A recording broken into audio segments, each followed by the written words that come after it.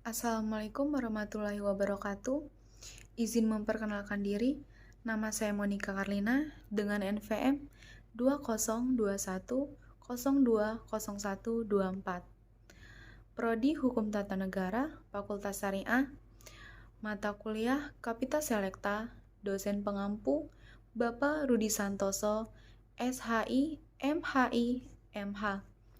Di sini saya sebagai perwakilan kelas HTNH ingin mempresentasikan tentang bentuk negara dan sistem pemerintahan yang mencakup yang pertama, bentuk dan susunan negara, prinsip demokrasi dan negara hukum, sistem pemerintahan, pemerintahan eksekutif, dan organisasi pemerintahan dan kepegawaian. Yang pertama, ada bentuk dan susunan negara. 1. Bentuk negara republik. Dalam hukum dan politik yang disebut sebagai bentuk-bentuk negara, itu menyangkut pilihan antara kerajaan monarki atau republik. Sedangkan dalam republik tidak didasarkan atas pertalian atau hubungan darah. Pergantian kepala negara dilakukan secara demokratis, yaitu melalui pemilihan langsung oleh rakyat atau melalui pemilihan tidak langsung oleh wakil-wakil rakyat. Yang kedua, susunan negara kesatuan Negara Republik Indonesia berdasarkan Undang-Undang Dasar 1945 adalah negara dengan susunan organisasinya. Berbentuk negara kesatuan dibedakan adanya 4 macam susunan organisasi. Yang pertama, ada negara kesatuan. Yang kedua, ada negara serikat atau federal. Yang ketiga, negara konfederasi. Yang keempat, negara superstruktural. Dari keempat bentuk susunan negara Republik Indonesia,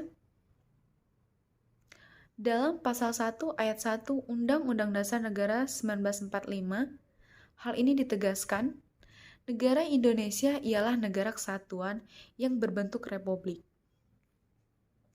Pasal 37 ayat 5 Undang-Undang Dasar 1945 berbunyi, khusus mengenai bentuk-bentuk negara kesatuan Republik Indonesia tidak dapat dilakukan perubahan sebagai negara yang berbentuk republik. Prinsip demokrasi dan negara hukum. 1. Pemerintahan demokrasi pasal 2 ayat 1 Undang-Undang Dasar 1945 menyatakan kedaulatan berada di tangan rakyat dan dilaksanakan menurut Undang-Undang Dasar. Yang kedua, prinsip negara hukum pasal 1 ayat 3 Undang-Undang Dasar 1945 menentukan negara Indonesia adalah negara hukum.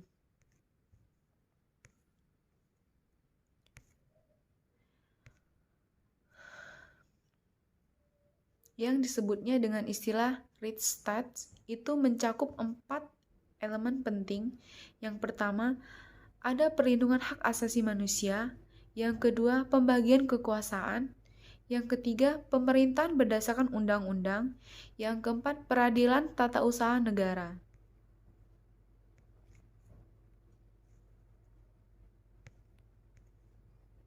Berlakunya persamaan bahwa dalam negara hukum, pemerintahan tidak boleh mengistimewakan orang atau kelompok orang tertentu.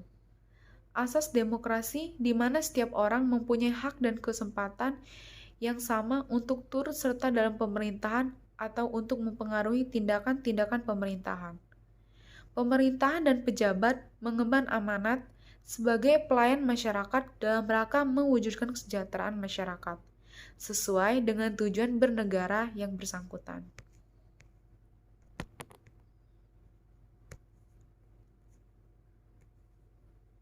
Ciri-ciri nomokrasi atau negara hukum yang baik mengandung 9 prinsip. Yang pertama, prinsip kekuasaan sebagai amanah. Yang kedua, prinsip musyawarah. Yang ketiga, prinsip keadilan. Yang keempat, prinsip persamaan. Kelima, prinsip pengakuan dan perlindungan terhadap hak-hak asasi manusia. Keenam, prinsip peradilan yang bebas. Ketujuh, prinsip perdamaian. Kelapan, prinsip kesejahteraan. Dan yang kesembilan, prinsip ketataan rakyat. Sistem pemerintahan yang dikenal di dunia secara garis besar dapat dibedakan dalam 3 macam. Yang pertama ada sistem pemerintahan presidensial, yang kedua sistem pemerintahan parlementer, yang ketiga sistem campuran. Demokrasi liberal parlementer memiliki ciri-ciri. Yang pertama, politik parpol dalam kehidupan bernegara. Yang ketiga, peranan militer dalam politik belum menonjol. Yang keempat, kehidupan pers relatif cukup bebas. Yang kelima, dapat dikatakan infrastruktur politik lebih dominan daripada suprastruktur politik. Pemerintahan eksekutif. 1. Presiden dan Wakil Presiden. Presiden Republik Indonesia menurut pasal 4 ayat 1 Undang-Undang Dasar 1945 memegang kekuasaan pemerintahan negara menurut Undang-Undang Dasar.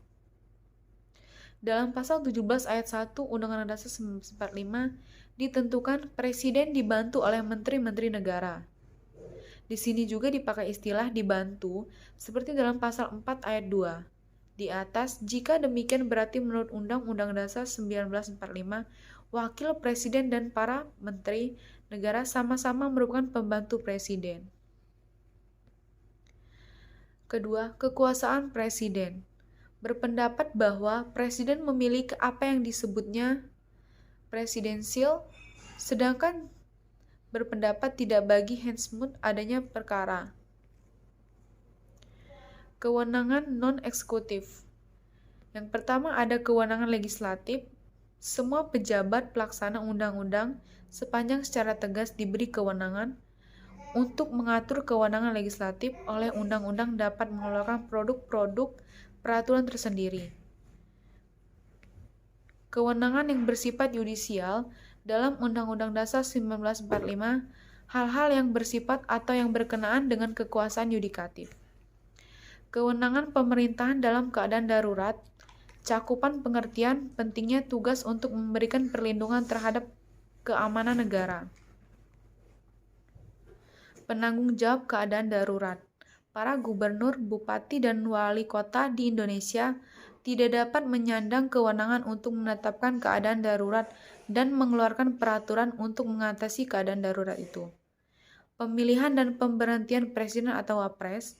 Jika presiden dan wakil presiden dimangkat, diberhentikan atau karena tidak dapat melakukan kewajibannya dalam masa jabatannya.